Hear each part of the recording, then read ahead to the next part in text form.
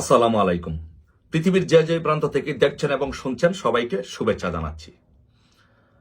বাংলাদেশের সবচেয়ে আলোচিত বিষয় হচ্ছে, এখন মানুষ আলোচনা করছে একটা বিষয় নিয়ে, যেহেতু মহাজন ইউনূস ঘোষণা করেছেন যে আগামী 4-5 দিনের মধ্যেই নির্বাচনের তারিখ ঘোষণা করবেন। আসলে কি আদৌ বাংলাদেশে কোনো নির্বাচন হবে বা নির্বাচনের তারিখ ঘোষণা করবে, এটি নিয়ে মানুষের মধ্যে জল্পনা কল্পনা হচ্ছে। আর বেশি জল্পনা কল্পনা হচ্ছে বিকজ ইউনূস এক এক সময় এক এক কথা বলছেন। এই জন্য মানুষের মনে প্রশ্ন যে আসলে 4-5 দিনের মধ্যে বাংলাদেশে কি ঘটনা ঘটতে যাচ্ছে। আসলে কি 4-5 দিনের মধ্যে কোনো ঘটনা ঘটতে যাচ্ছে? হ্যাঁ, আসলে আগামী 4-5 দিনের মধ্যে বর্তমানে রাজনৈতিক প্রেক্ষাপট বিশ্লেষণ করে মনে হচ্ছে যে আগামী 4-5 দিনের মধ্যে বাংলাদেশে কিছু ঘটতে যাচ্ছে। কেন ঘটতে যাচ্ছে? দেখেন, ইউনূস বাংলাদেশের মানুষকে কিভাবে মেটিকুলাস ডিজাইনের মাধ্যমে একের পর এক এই দেশের রাজনৈতিক দলগুলোকে এবং বাংলাদেশের জনগণকে কিভাবে ধোঁকা দিয়ে যাচ্ছে দেখেন। ইউনূস প্ল্যান করে সে ঘোষণা করছে যে আগামী 4-5 দিনের মধ্যে নির্বাচনের তারিখ ঘোষণা করা হবে। আর এই দিকে 3রা আগস্ট এনসিপি কেন্দ্রীয় শহীদ মিনারে জুলাই সনদ আদায়ের দাবিতে সমাবেশ ডেকেছে। তার মানে 4-5 দিন মানে হচ্ছে 3রা আগস্ট পর্যন্ত সময়টা নেওয়া হয়েছে।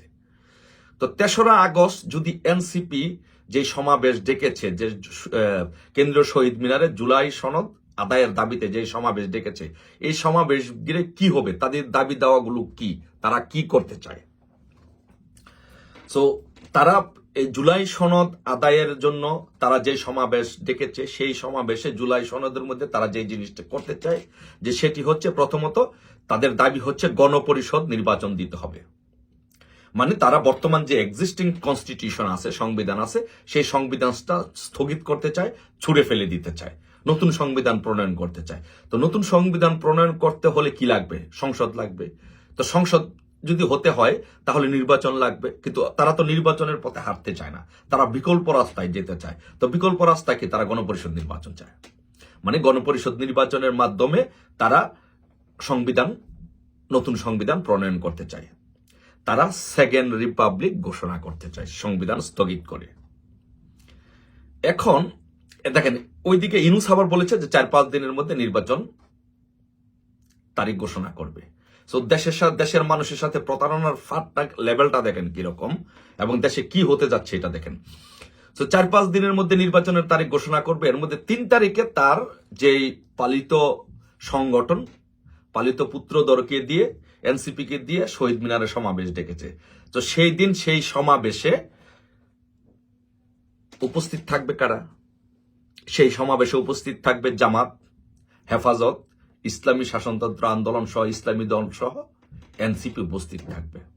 এখন ওই সমাবেশে এনসিপি যদি জামাত, হেফাজত, ইসলামী আন্দোলন তাদেরকে নিয়ে কয়েক লক্ষ লোক নিয়ে ওইখান থেকে ঘোষণা দেয় যে গণপরিষদ নির্বাচন দিতে হবে, জুলাই সনদ ঘোষণা করতে হবে, সেকেন্ড রিপাবলিক ঘোষণা করতে হবে এবং নতুন সংবিধান প্রণয়ন করতে হবে, এর আগে কোনো নির্বাচন নয়, তখন ওই সময় ওইরকম যেমন মনে কর আওয়ামী লীগের নিষিদ্ধর দাবিতে যেমন শাহবাগে জামাত, শিবির, ইসলামী দলগুলোকে জড়ো করে মাস্টার যমুনার দিকে রওনা করা হয়েছে, একদম জনগণের চাপে, একদম ওই ইসলামপন্থীদের চাপে ইউনূস আওয়ামী লীগ নিষিদ্ধ ঘোষণা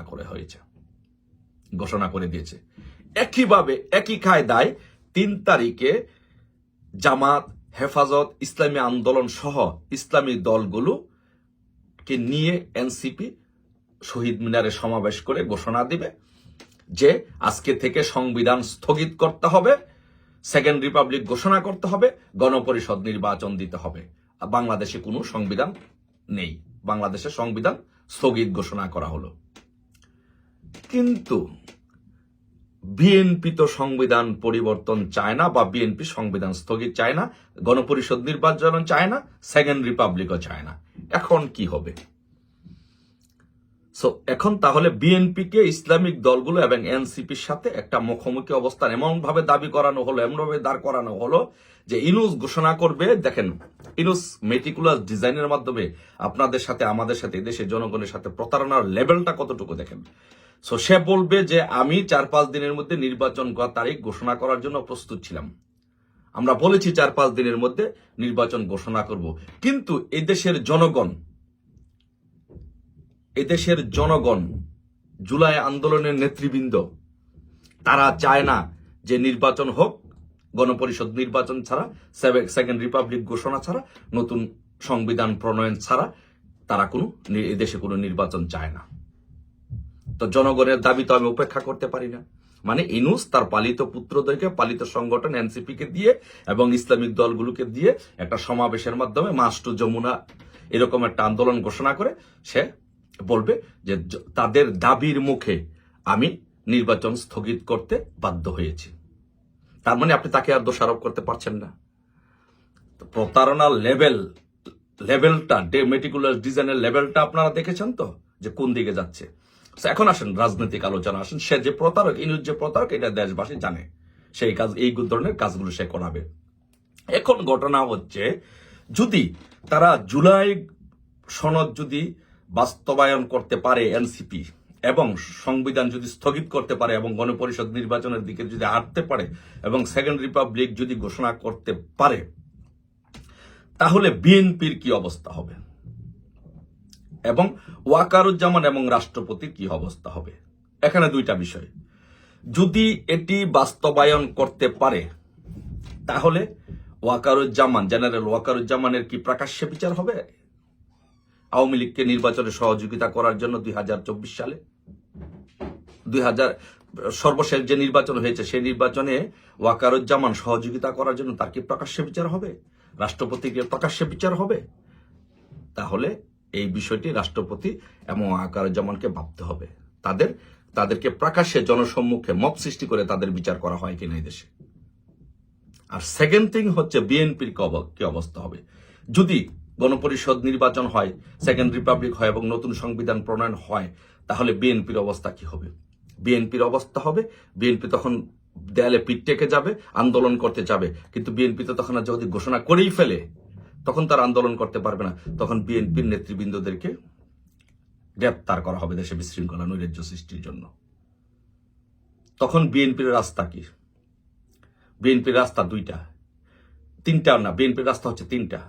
একটা হচ্ছে তাদের সাথে মিলেমিশে বিএনপিকে বিলীন করে দেওয়া, অথবা জেলে যাওয়া, মবের সৃষ্টি হওয়া, অথবা আওয়ামী লীগকে সাথে নিয়ে আওয়ামী লীগের নেতৃত্বে বাংলাদেশে আন্দোলন করে সেই 111-এর মতো একটি গণতান্ত্রিক সরকার প্রতিষ্ঠা করা।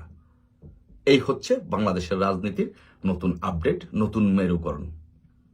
আসুন অপেক্ষা করি 3 তারিখ পর্যন্ত, এই 4-5 দিন দেখি বাংলাদেশের রাজনীতি কোন দিকে যাচ্ছে, বাংলাদেশে কি হচ্ছে। আপনাদের মতো আমরাও অপেক্ষা করলাম, দেখি আসুন। আর আমি মনে করি এইরকম পরিস্থিতিতে যে কোনো বাংলাদেশে পরিস্থিতিতে উদ্ভব হতে পারে।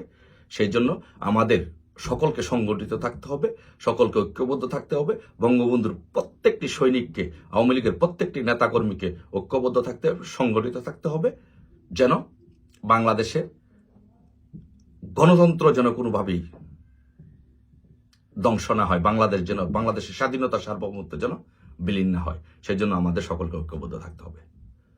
ধন্যবাদ সবাইকে। অপেক্ষায় রইলাম 3 তারিখে কি হয়। জয় বাংলা, জয় বঙ্গবন্ধু।